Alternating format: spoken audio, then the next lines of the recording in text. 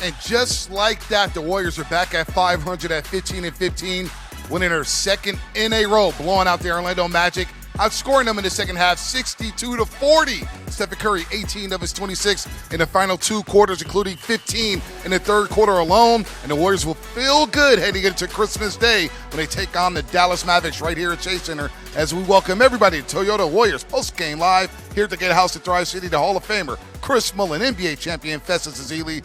I am Bonte Hill. Fezzi, we talked about points in the paint. We talked about turnovers. Well, the Warriors were the bigger team on the glass, bigger team in the paint, and they limited the turnovers tonight. Wait, Bonte, you see defense tonight. You saw rebounding. You saw taking care of the ball and points in the paint. What is going on? I really enjoyed watching this game by the Warriors. This was a very mature game by the Warriors. Taking care of the ball was the scouting report. That's what the Warriors talked about the whole time. We had Mike Dunleavy in pregame. He kept preaching ball care. And tonight the Warriors had 13 turnovers. With that, you saw efficient offense. You saw Steph going off in the second half, 15 points in the third quarter. He really led that comeback, or at least that run in the third quarter that led to them blitzing them in the fourth. 32 assists, and they were not reliant on making three-point shots. You know, we mentioned at halftime they had 30 points in the paint. They averaged 41, 30th in the league. They wound up with 60. That's more than the Orlando Magic average. They averaged 55. So I thought they did a great job of taking what the defense gave them. And when they were missing threes, it didn't affect their energy. They just went right back to work. They had a great third quarter, but then they totally dominated the fourth quarter. And we said at halftime, Steph was 3 for 13, 0 for 6 from three-point range. That was not going to last. He had an incredible second half, and I think the team just rallied around him. Yeah, Steph Curry, 7-10 from the floor in that second half, 4-7 from the three-point line, 18 points. They rolled the Orlando Magic, hold them to 14 points in the fourth quarter to win, go on the way. And standing by with Fitz and Buki is Brandin Podziemski, who had himself another solid night. So Brandin Podziemski, a new career high, plus 36. What'd you think about that in terms of your floor game? You did everything. You were everywhere. Yeah, I mean, I just try to contribute to winning. Early in the season, I feel like, my performances were up and down in terms of what I was given on the court. And for me now, it's just what can I do to help the team win? And I think, I try to do as much as possible tonight. I felt like you were in that flow state tonight. And I feel like you being everywhere on the floor, people don't talk about your conditioning enough, how great a shape you're in. Talk to me about like your off-season regimen, how easy it is for you to stay in shape, what you do to stay in shape, all of that stuff. I mean, this summer was a little challenging. I obviously had 2 surgeries, so I couldn't start my off-season until August. But yeah, just running a lot, running every day. I mean, I got the most conditioned athlete in probably sports history on my team, so asking him for advice on how he does it. But that's what I pride myself on, playing hard, competing every possession. And when you do that over and over again, good things usually happen for you. Pods, what was the mindset? The threes weren't going down in the first half, and yet the points in the paint, the backdoor cuts, you scored a different way tonight, and that's a good sign because sometimes the threes aren't going to go all the time. Yeah, I mean, generally speaking, the more times you touch the paint with the ball, the more shots go in, whether they're threes or twos. And so obviously Orlando, long and athletic team, just try to punch the paint and get good looks and play in transition, play fast. And, we did that for the majority of the night, and we didn't turn the ball over that much. So it was an all-around great effort by everybody that stepped on the floor. And you also kept them from getting their free throws out of control. Like, this is a team in the Magic that are number 1 in the league in free throw attempted, and you guys not only stayed with them, surpassed them there.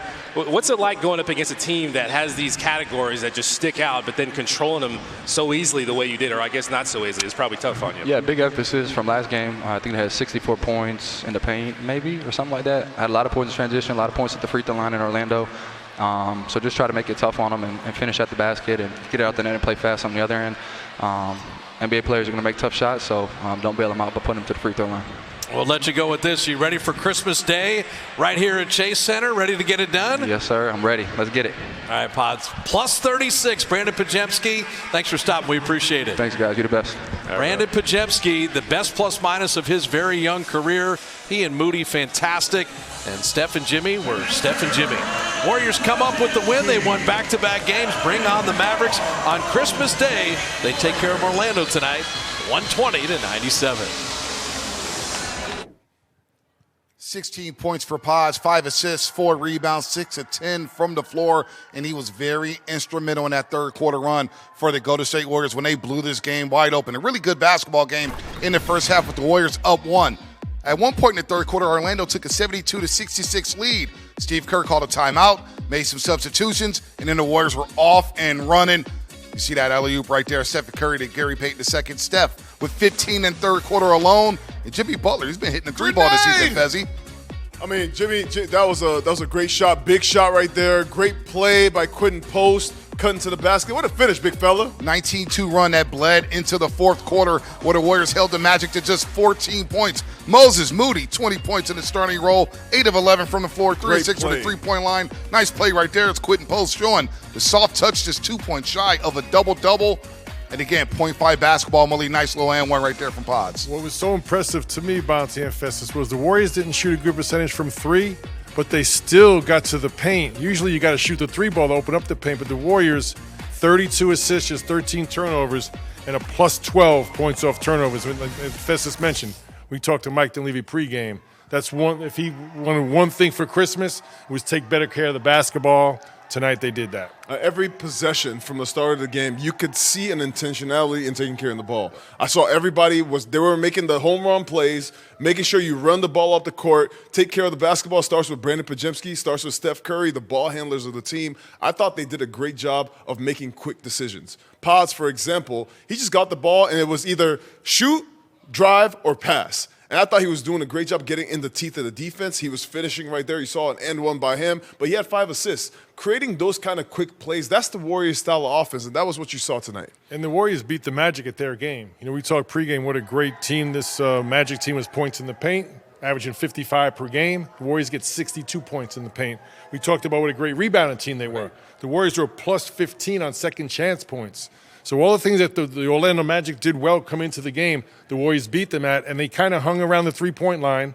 You know, at halftime they were down in the three-point line, but they hung around, shot better from the three-point line, and dominated all other areas. Okay, if you're going to talk about second chance points, I got to give a quick shout-out to big fella Quinton Post. There you go. 12 big rebounds by the big fella. That's how you play big when you're 7 feet tall. Gary Payton II as well, 2 big offensive rebounds. I thought every 50-50 ball that was out there that either team could have gotten, the Warriors got. No doubt. If you watch the clip, if you watch every time there was a loose ball, there was a turnover, Jimmy Butler was falling out of bounds. He throws the ball back behind him. That's usually a fast break for the other team. Quinton Post dives on the floor, dives on the basketball. That's a 3. Those plays just continue to add up slowly and slowly. And those plays, even when you weren't making threes, you were getting shots at the basket, and eventually that the basket just broke open. I mean, how many times have you sat here and talked about diversifying your offense and not relying just on three-point shots? Tonight, the three-point shot not going, but it didn't affect the hustle and the energy of the team. And they flustered Orlando, held them to under 100 points tonight, just 97. You got to think the Magic came into this game averaging over 120 on the road in their games this season. Hey, good defense, good offense, and it was led by Steph Curry with that third quarter run. Again, he was flustered in the first half, 3 of 13. Thought maybe he tweaked that left ankle, but he played through it. And as you know, he went on a heater in that third frame. It was a Curry flurry. 15 of his 26 in the third quarter, 18 of his 26 overall in the second half. He got the 3-ball rolling, 7 of 10 overall from the floor, went inside, went outside, and he cooked tonight against Orlando, Mully. Yeah, and you knew it was just a matter of time before Steph found his rhythm. And I thought he did a great job playing inside the three-point line. A lot of his threes in the second half incredibly were wide open. But he got off the dribble, got past his initial defender, and had some amazing finishes in the paint. 0 for 6 in the first half. Steph Curry found his shot in the second half. It was only a matter of time, but that only happens when you take care of the basketball and you don't give the ball to the other team. I thought they did a great job of finding Steph, but Steph really started the third quarter just being in the heater. I think he came in being aggressive. 15 points in the third, that really lifted the Warriors, gave them that boost they needed, and I thought the offense also helped the defense. They just continue to play that way. And how about this 3-game stretch for Jimmy Butler? Jimmy Buckets, he averaged 19 field goal attempts in his previous 2 games, cooked the Phoenix Suns in both of those games, and then tonight, I thought he was very aggressive at the start. Got a quick sub, right? Got a quick blow in that first quarter, 4 minutes into the game. but he scored 16 of his 21 in the first half. So it's almost like Moody, him and Steph switch. Say, hey, I got the first half. You take care of the second half. 21 for Jimmy, 3 rebounds, 3 assists, but the efficiency numbers through the roof, 7 and 9 from the floor. Right, that's what sticks out is Jimmy's efficiency. But without Jimmy Butler in the first half, Jimmy Butler and Moses Moody both in double figures, that could have been a bigger lead. So Jimmy Butler and Moses Moody kept it close in the first half. Steph Curry took over in the second half. A little bit of everything tonight, Bonte, from Jimmy Butler. You saw him with the ball at the top of the key, creating his own shot. You saw him with the pick and roll, with him being the ball handler and him going with Steph Curry. You saw him playing the baseline and getting the drop-off passes, finishing like a big. I mean, Jimmy Butler did a little bit of everything. You saw the three-point shot as well. All those things are what Jimmy brings to the table. He brings that plus playmaking for his teammates. I thought that second half was really telling. You saw Jimmy with all the bench players on the floor. Him with DeAnthony Melton, with Pods, with TJD, and Jimmy plays very well with those role players because he's able to really orchestrate them, make them play better than they usually play. And Bob, he just mentioned his field goal attempts the last 2 games prior to today. And I really do think with Jimmy, it's not so much the field goal attempts, it's getting the ball in his hands and having him attack early in the shot clock. Because a lot of times he might not shoot that basketball, but when he kicks it out, there's either a wide open shot but another drive to happen. So you need some seconds on that shot clock. So it's really important to get that ball across half court and get into Jimmy's hands as soon as possible, especially when Steph's not on the floor. Yeah, think about that. 28 of his last 49 from the floor. Jimmy Butler, he's on a heater right now. And Moses Moody, what a welcome sight. Moses Moody, we know he always stays ready. Had been in a bit of a rut from the three-point line. Was missing his wide open threes, but tonight, hey, he was rolling. 3 of 6 from the perimeter, 8 of 11 from the floor. 20 points. I thought he played solid defense as well, Fezzi. The 50-50 balls that you mentioned. Look at him getting to that loose ball right there, creating an extra opportunity offensively, and he gets the bucket. I thought Moses was the lone bright spot from the three-point line in the first half. He had 2 threes in the first half, and he just continued rolling. This is what happens when you take care of the ball. You have everybody touching the basketball, everybody involved, and Moses is going to hit these shots. He's just continued to find ways to just be available on the offensive end. The definition of a pro. To me, Moses Moody, they used to say Kevon Looney was the heartbeat of the team and the moral compass. Yeah. I think Moses Moody's approach is very similar. He's an even-keel guy.